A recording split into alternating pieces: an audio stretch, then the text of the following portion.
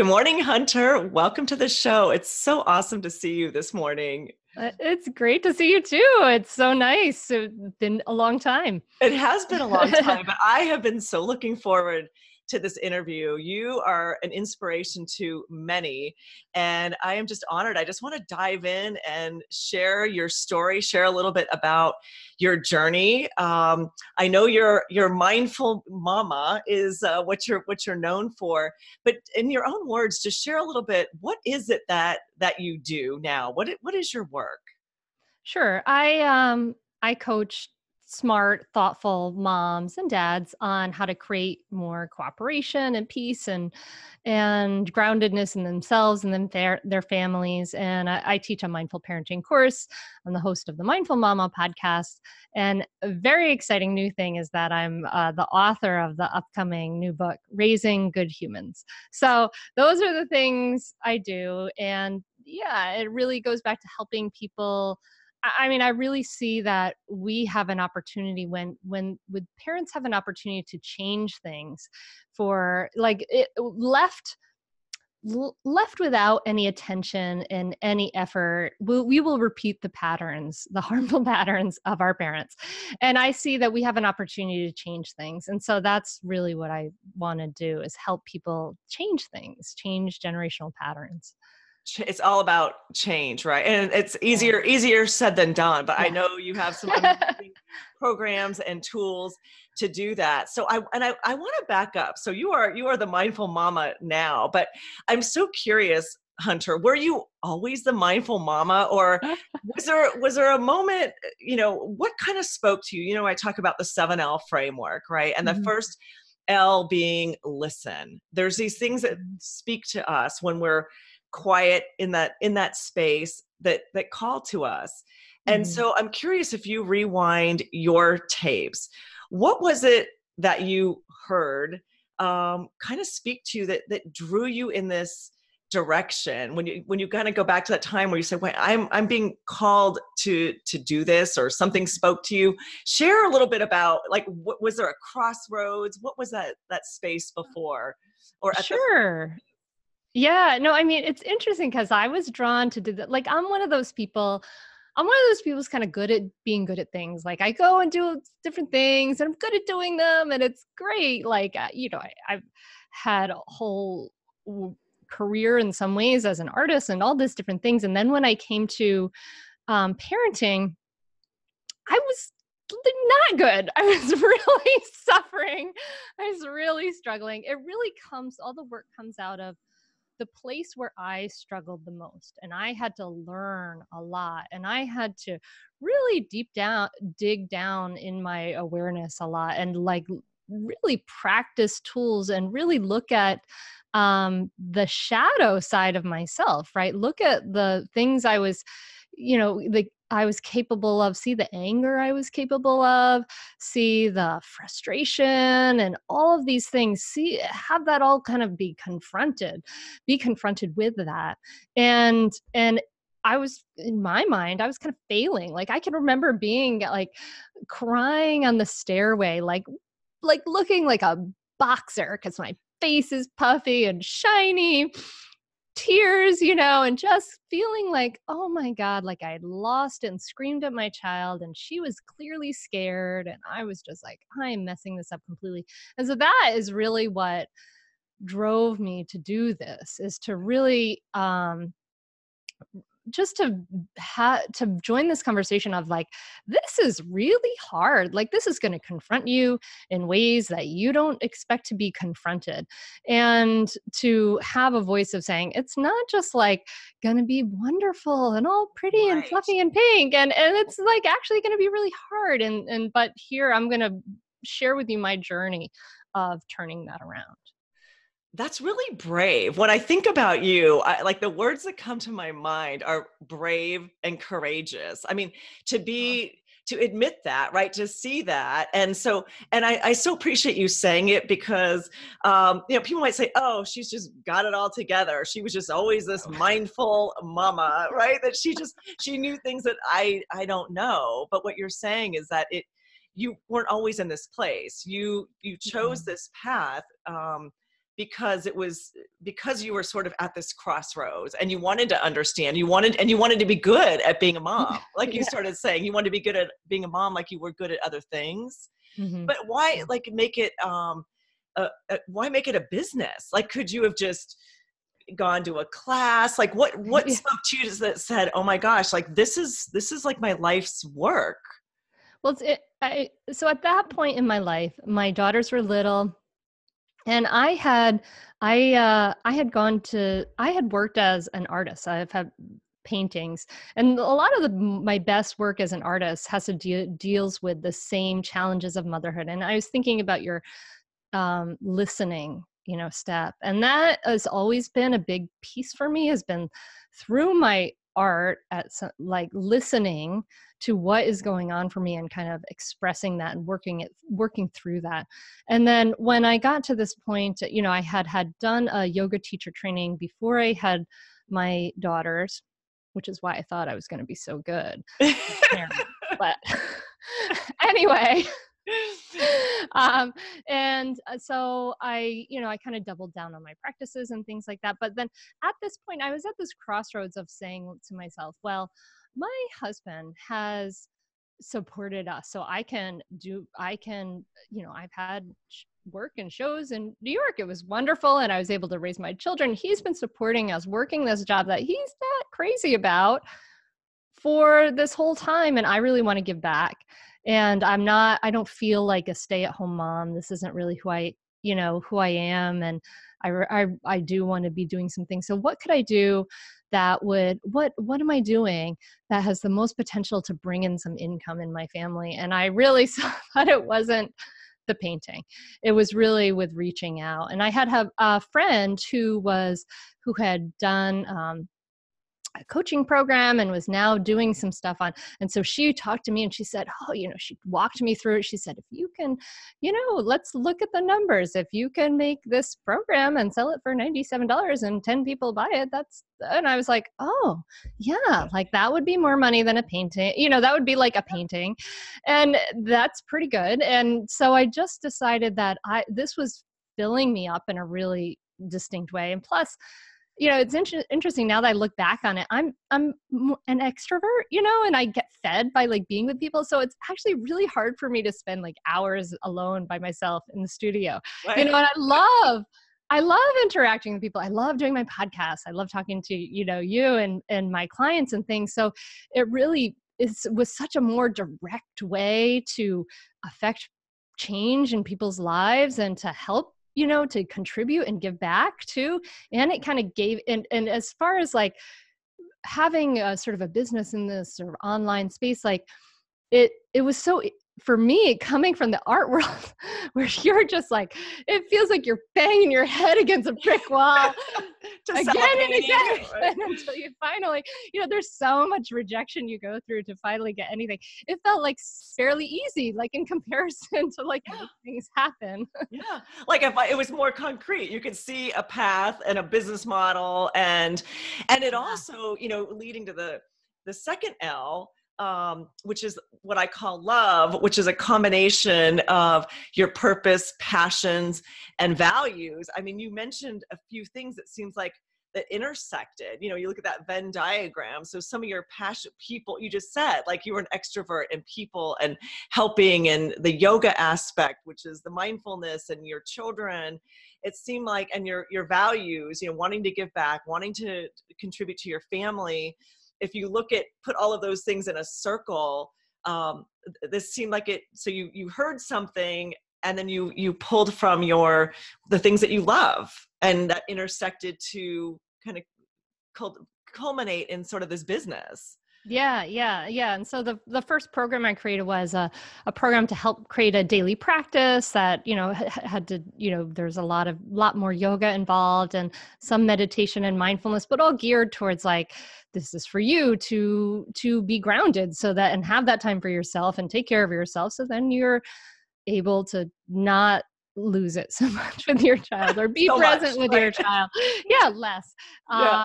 And it really helps. It helps people. It was exciting to see this feedback and see people grow and, have excitement out of it. It was like it really was, it made a big difference. So that got me started. And then I started to just sort of like learn more and get more sort of trainings and things so I could kind of build this, because it really felt really right for me. Yeah. And I think that's when everyone that I interview, when it's that right piece, it may be scary, right? It's still Yes. scary. It's still work, but it feels like it's a flow. Like it's just, there's something drawing you, I think, when it's the right path. It's a little bit of a flip, I think. But I'm curious, Hunter, so that the third L being layers, I mean, it felt right. Were there things that you had to work through? I mean, here you are, balancing raising your children. You hadn't done this kind of a business before, for the not just the moms, but the moms out there who may want to start a business, even just women or people in general. It's hard enough, right? Just regardless, but to do this online space, what kinds of things did you have to work through inside yourself or externally, just to say, you know what, I'm gonna make a go of this. I'm gonna work through this. I mean, was there any confidence things or things you had to say? Am I an expert in this space? I mean, a lot of people Oh doubt yeah. themselves, Yeah. right? Yeah, absolutely. What did you have to kind of work through to say, all right, I'm going for it? Yeah, I mean, there was definitely a lot. Like for me, especially as somebody who struggled so much with parenting, to get to that place where I felt like I had something to contribute to the conversation in the parenting space, I felt like, oh my goodness, who am I? So I did. I got trainings. I learned from my people, all kinds of things. But so I did, invest in myself and my learning, so that I did feel like when I felt like I was ready to contribute with my mindful parenting course, I felt like, yes, like this really brings in two pieces of the conversation that were missing. But yeah, there was this whole like, who am I to do this? I'm not an expert. I'm not an expert. And then with the business, I mean, there's so much business stuff to learn. Like I had to learn everything about business. I mean, I was not, I was like a good student who, I expected to just, I don't know, work in a university or something like that.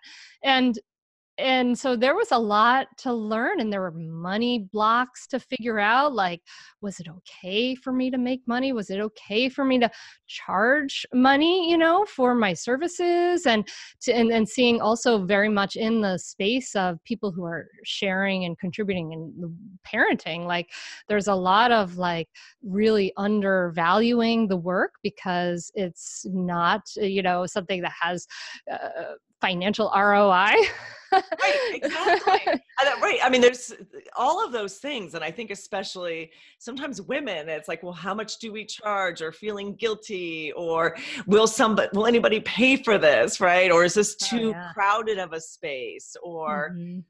just all of those things, or external messages of people doubting, whether it's a spouse or friends or family saying, well, wait, I thought you were an artist. Now you're a this. I've had so many people talk about that, of Oh, people yeah. trying to keep you in a box of, I thought you were doing this and now you're changing, that kind of thing. Yeah, yeah, it can be confusing. And like my partner Bill, he's always been like really supportive and things like that, but he would question me investing in, are you sure you want to spend this money? And I would start to stop talking to him about those kind of things, because he had fear. And that was kind of, that fear of his was something that was kind of holding me back in some ways. So I had to kind of stop talking to him for a little while. It wasn't until my business started making a lot more money, then he was like, oh, okay. He said, just don't talk to me about what you handle it. You're doing great, but don't talk to me about it, because he needs that much more stability in his life and things like that. But yeah, it is hard to sort of change and shift and to say, okay, this is what I'm doing. And then it's interesting because when you're a parent, and to talk about parenting is like, oh, it's just, you're to say for your friends to know that you're in this space. I don't want my friends to feel judged, or, it's like a little bit of an awkward thing. So there's all kinds of things to sort of go through. But I really felt like I can't do anything else. Like, I feel like this is where my heart is, the bringing together mindfulness and skillful communication. Like, these are skills we need universally, more than just parents. Like, really every level of person needs these two skills, like how to be less reactive, how to have more equanimity in themselves, how to be more grounded, enjoy life more, to have all of those things. And then also how to communicate with the people around us, because the people around us are what the biggest thing that give us the most joy in life. So we need to be able to communicate in ways that people can hear us, and our kids like throw that right back at us. Like, they show you when you're not communicating well, but we really need that in every part of our life. So it was something I felt like I had to do, I just loved it so much that I just had to do it. So And I think that you need that, right? You need to, like, because it's so hard to learn all this stuff and to invest in all of these things, you need to like it so much that you're willing to go the distance, I totally right. Like where it sounds like drove you. Like you just couldn't help yourself. Like you loved it so much. That's what pushes you through and helps to drive you, because you can't, you'll burn out if Yes. you don't have the passion for it. And so it really came from within, that driver. And let me, while you're talking about this, Hunter, for people who wonder, right, because it can feel so nebulous, like what is mindfulness? How do you define mindfulness? Sure. Yeah. I know it's kind of everywhere now, but it's really, mindfulness is just, it's a strategy of like intentionally paying attention. So making a conscious choice to pay attention in the present moment. And that could be to sensations in your body, like you can feel your breathing. That's why the breath is used so often. Or you could be paying attention to your thoughts or your feelings. So making a conscious choice to pay attention in the present moment. And this last part of the definition is really important, with a sense of kindness and curiosity. So rather than judging ourselves, we practice non-judgment, we practice kindness, we practice curiosity. And what this does, which is really beautiful, is that we, over time, what this does, it helps actually to shrink the fight, flight, and freeze part of our brains, and grow thicker the prefrontal cortex, which is like the seat of our empathy, our creativity, all these wonderful things. And it allows us to have clearer thinking and more focus. So it kind of saves time and energy in our life. And it also helps us to, we all live with brains that are constantly thinking, right? They're just, thinking machines. And the goal of meditation is not to stop our thinking, but when we practice mindfulness, like our thinking, our thoughts are kind of like a waterfall. Like you can imagine yourself being under a waterfall and there's just water all around you. And that's kind of how our thoughts are, right? And what mindfulness helps us do is helps us step in front of the waterfall and say, oh, look, this is what's happening. Isn't that interesting? That idea of curiosity and kindness. Okay, these are the thoughts I'm having. Is this helpful? Is this not helpful? And so it can interrupt things like rumination, which can lead to depression, or rumination in the future, which can lead to anxiety. And so that's kind of, I'm pretty sure that's some of the ways it helps us lower anxiety and depression, which its research has been shown that it does, because it just helps you spend more time in the present moment with a sense of ease. And it's not even like you're trying to achieve a certain state. It's like just relaxing with whatever is, Without whatever that you judgment, discover. without Yeah. the judgment, more of an observation, that third eye that people talk about, of observing and not necessarily reacting. But that's Yeah. a beautiful way to describe it. And so for you, I mean, and which ties in so much with that first L, right? Because we can practice that listening. It is a skill, the mindfulness, and Mm-hmm. everybody should be Muscle. taught that, right? Yeah, Yeah. it's just like financial literacy or anything else in school. And so you work through these barriers, these things related to the third L of layers, and you leapt, like you which is the fourth L with your business. I mean, can you give any insight? Because I'm just going to share, I feel like you make things look easy, Hunter. You just do. That was my impression of you when I first met you at the podcast conference, I guess last year. But I mean, it just, I know you're smart, obviously. And once you get clear and you follow a process to learn and to go after what you're going to go after. But when you leapt with that business, I mean, what was that like? I mean, did you have your full vision of what it was going to be? You know, sometimes we just start and it evolves. But when you leapt with this business, I mean, what did that feel like and look like? Well, I think I did start and evolve, and I did start with a lot of support because my husband was there, and he's kind of like my secret agent, webmaster, and tech guy too. So that really helps. But there were times where I definitely had to leap. Absolutely. Like I remember, let's see, it was maybe the end of 2016, I leapt in investing in two big ways. And I invested in a course to help me with my money mindset, which I knew I needed help with. And I invested in a business coach for the next 6 months to work on me one-on-one. They were big investments. Like I had made some money, but I took that money and I invested it right back into these big investments. And it was, for a person who grew up, I mean, I grew up with my mom was a nurse, and my dad made carved wooden signs in Rhode Island. So like, we kind of lived on my mom's salary, and we were sort of lower middle class, and we had our own house, but it was not like we had a ton of wealth. And I had according to my dad, all rich people are evil. So, there was things to overcome as far as it came to making my own money, and to take that amount of money and to invest in those things was a leap. But I really had a lot of faith in myself. And then like investing in the business coach, she helped me see that it was possible.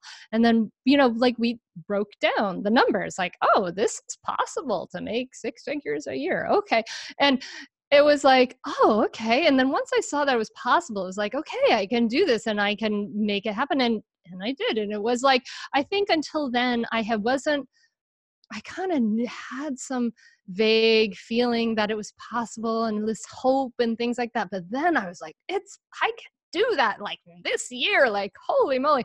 And that was the leap for me, was to say, yeah, I'm all in. Like there's no, I'm not going to be afraid to spend this money, which is just energy anyway. Like I'm going to go all in. And then, but it was hard. I mean, it's not easy for me. I got into meditation because I struggled with extreme ups and downs my whole life. Like I'm a really highly sensitive person. And I started researching about mindfulness when I was a teenager because I was desperate for relief. Like I really would fall into a pit of depression like every week or two. And I was just so sensitive that everything would hit me so hard. And, this was something that I really, really needed. And, since I started a regular meditation practice when I was 27, I don't have that big roller coaster, but I still feel all the things. Like I still have anxieties that come up. I mean, I'm better at taking care of them now, but yeah, I still have fears that come up. But, we all have those. And of course you get to another place, you get new fears, right? So it's just not like you're like ever like, so I turned 40 last year and I was like, okay, I have a successful business. Things are going well. I'm 40. Oh my gosh. Like, it's not like you reach this place and then you're like, oh, like everything's I love that you said that. I love that you said that. I think that is such a beautiful point. I think people think that, and I was, someone that I interviewed said a similar thing. It doesn't matter if you're Oprah Winfrey or, Jeff Bezos of Amazon. It's like anytime you're going to a new level, you get that angst. It's just part of the process, right? So we never truly arrive. For anyone out there who's listening, who is going, when do I arrive? And all those things go away. They don't. You just get more comfortable, I think, with the emotions, and you bring more tools into your life. like you said, Yeah. with the meditation, so that you kind of go, oh yes, this is what's happening. I know this feeling is familiar. Here I go. And then you can kind of just observe it, like you said, right? That's what the mindfulness does, kind of just lets us let it be there, but we don't have to react and we don't have to judge ourselves about it. We Mhm. just kind of let it go by. But I so appreciate you being so honest about that, because it is scary.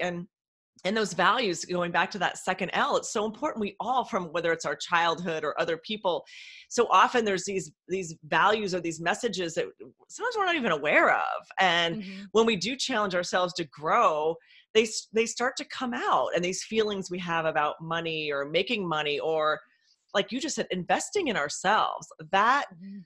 that can feel like, well, maybe I should just take my family on a vacation, because what if I never have this little chunk of money in my hand again? Or should I really be investing it in myself? I mean, Is it selfish? Oh my goodness. yeah. Or what Right. if it That's a doesn't big work? question. Yeah. Right? What if it doesn't Mhm. work? If I buy a car, or I buy, whatever, something tangible. But to have that faith um, in yourself. I mean, is there anything that you can share for people who are listening going, oh my gosh, like I'm at this precipice. I want to take that leap, but I'm afraid, or I'm afraid to invest. I'm afraid to fail. I'm afraid I'm going to lose whatever we're holding on to whatever the little bit is that you have. Is, Mm. is there a message that can share that to help people, who are maybe at that spot? It's hard. I mean, it is hard because to people give the message to like take big risks and all those things. But if you have to measure, I can't answer that question for everyone, because you have to measure like what is stability for you and what is a big risk for you. And for me, there was a fallback. Like I knew that if I invest this money, I'm incorporated as an LLC and it's a business loss and I just pay less taxes. And so that's fine, and I also knew that my husband had a stable job. So I came from a privileged place of some stability. And so that's something that's fine for me. I mean, I think it really is helpful to there's an exercise of just saying like, well, what if this happens? And then what? And then what do you do? And then what do you do? And you just write it all down. You write down all the what ifs. So you follow your fear down. And what tends to happen is you say, okay, well, even if I have to move in with my mother-in-law, I'll still be okay. But the truth is that, there's I forget her name, who she wrote the blog post that went viral a number of years back called "The 5 Regrets of the Dying," and she was a woman who Yes. in Australia who sat with people who were dying, many, many, many, many of them, and she cataloged their regrets at the end of their life. And the number one regret was that I wish I had lived a life that was true to me. And I just feel like I don't know. I mean, for me, I guess there was nothing else I could have done. Like it was, as a highly sensitive person, it was, I worked for 6 months in a cubicle farm in an office.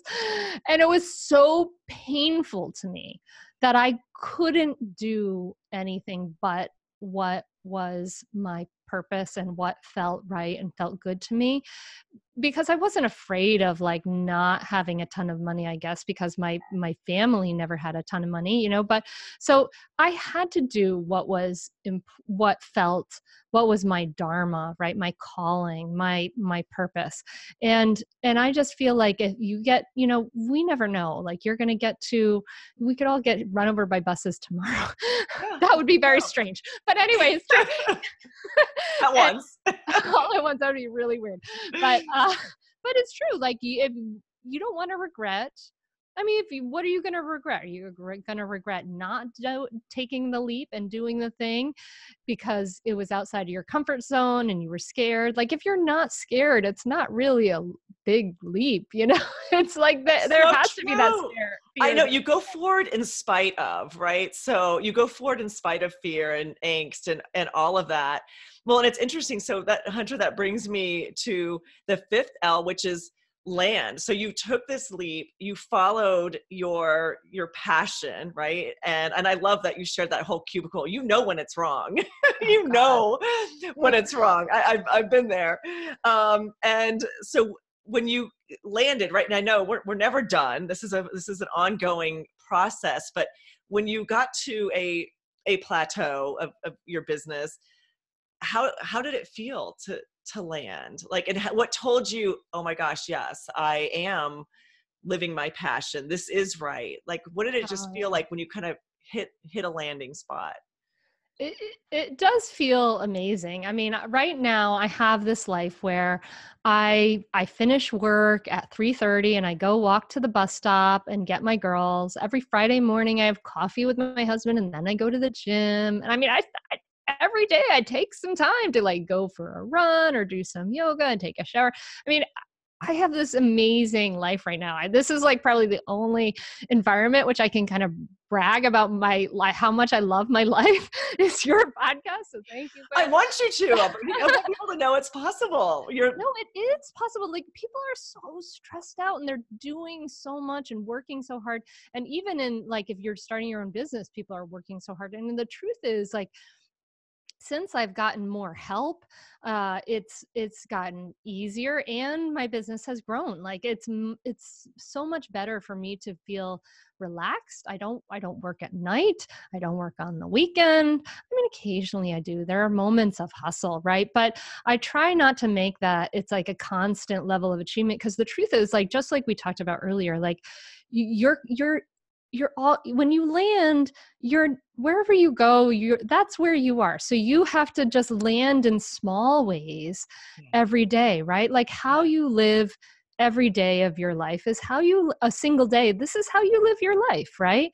So if you know, you can take a sample size of a single day and it's full of stress and hurry and, you know, all of that stuff, well, that's how you're kind of living your life. And so I really try to, you know, I walk the talk. I try to be really present with the work that I'm doing. I try to not to go crazy and try to do all the things. I don't do all the things. And I do things that I love, and then I stop when it's time to stop, and I let it go when it's time to let it go. And I think it is possible. I guess I just feel like, yeah, like we have so many opportunities now, like with the internet opening up and all these different things, you can reach so many people. And I feel like it provides this possibility. And, you know, there is a level of fear to get over, but there is this, it is exciting for me. Like when I was working with that, when I was starting to get to the point of sort of six figures, and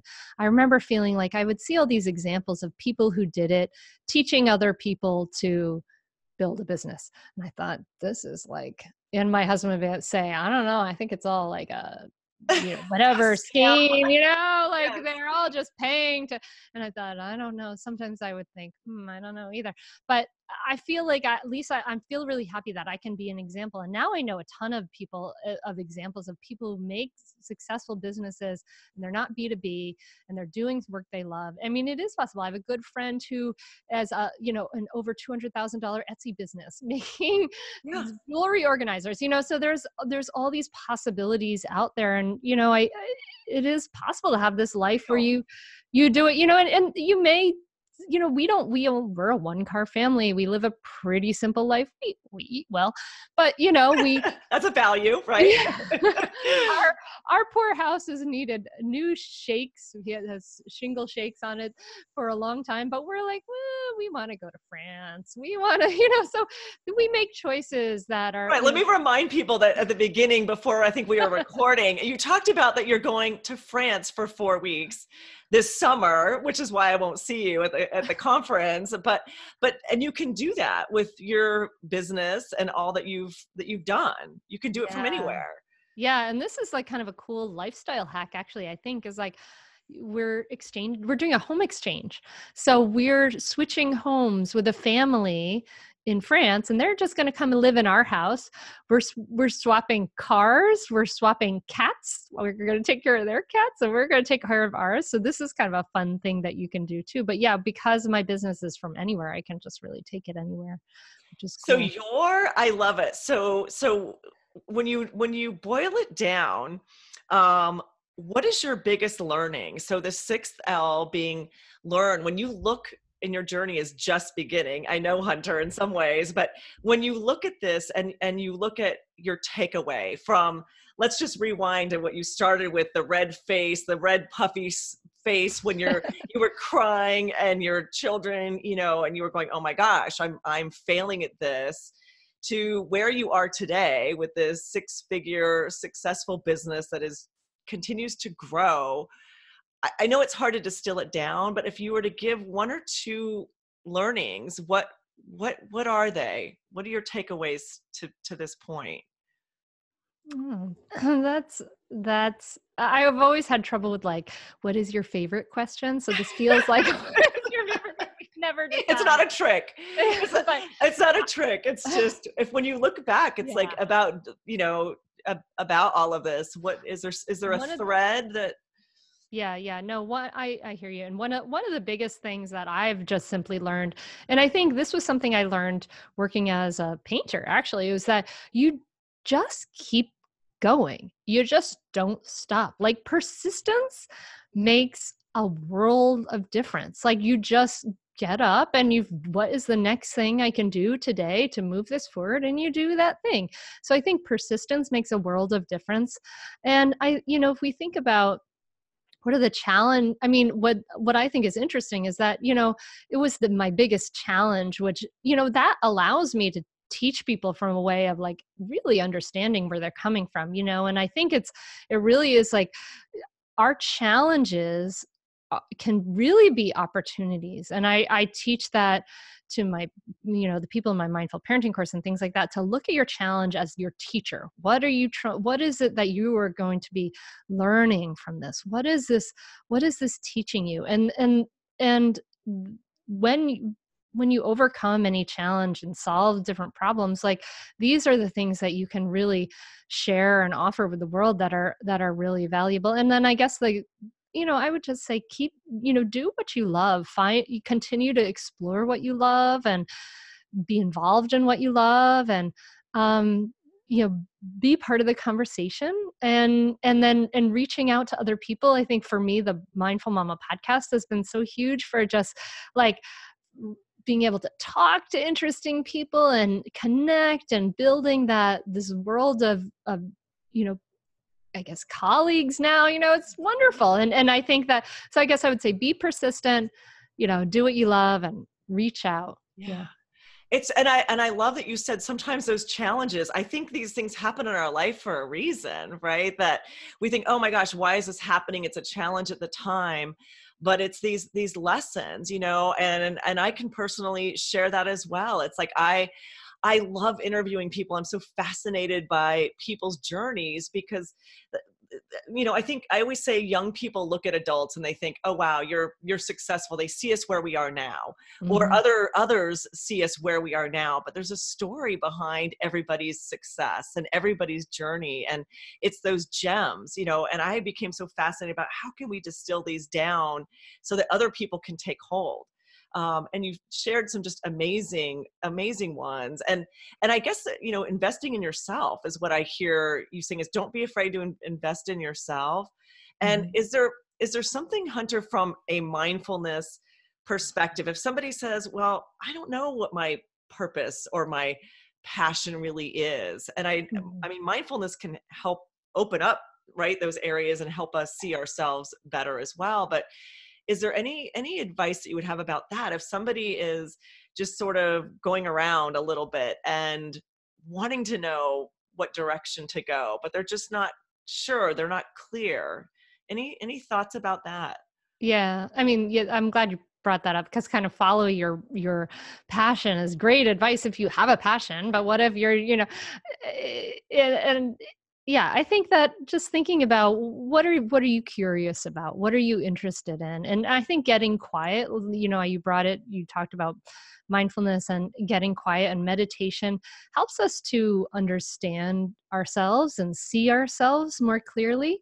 And then when we can understand ourselves and be curious about who we are, then we can kind of follow those like breadcrumb trails, right? And say, what am I curious about? Well, maybe I can take this class and see if this is something that interests me, or, just, if you want to learn about things, podcasts, obviously you're a podcast listener. You can learn about anything on a podcast, right? So I think that just being, I really encourage, I think everybody can benefit from a mindfulness practice, either a meditation practice, maybe, or a mindful movement practice. But getting the process of intentionally stopping every day and building that muscle of getting quiet and being able to see and understand yourself, have that self-awareness, it can stop you from taking a lot of false paths, I think, Yeah. which when you're pushed and pulled by our culture and other people and all those things, and you can start to understand your own heart a little bit more. Yeah. Yeah. That's such great advice, because we do. And that was part of the reason for starting this show is we get so inundated by so much stimuli and messages about values and what is success in quotes. And Mhm. you have like completely defined this for yourself based on your values of wanting time with your family and wanting to feel empowered. And I would even say there's some art in what you do. You haven't lost that artist, right? I mean, the writing that you're doing, the book, it's like Yeah. you're just channeling it in a different way. And the first time, I want to just bring this back for a second, to when we very first met, and you came up to me and we were talking, and I told you what the show is about, and you said, that's me. I'm living a life on my terms. And you were so excited. I'll never forget that moment.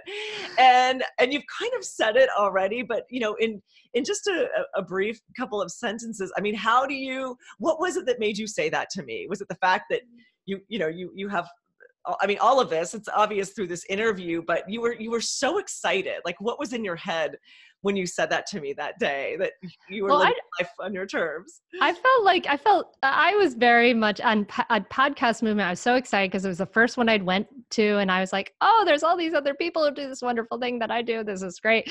And so I felt a real sense of like, wow, this thing that I'm doing with the podcast is really this part of this larger thing. So I really felt like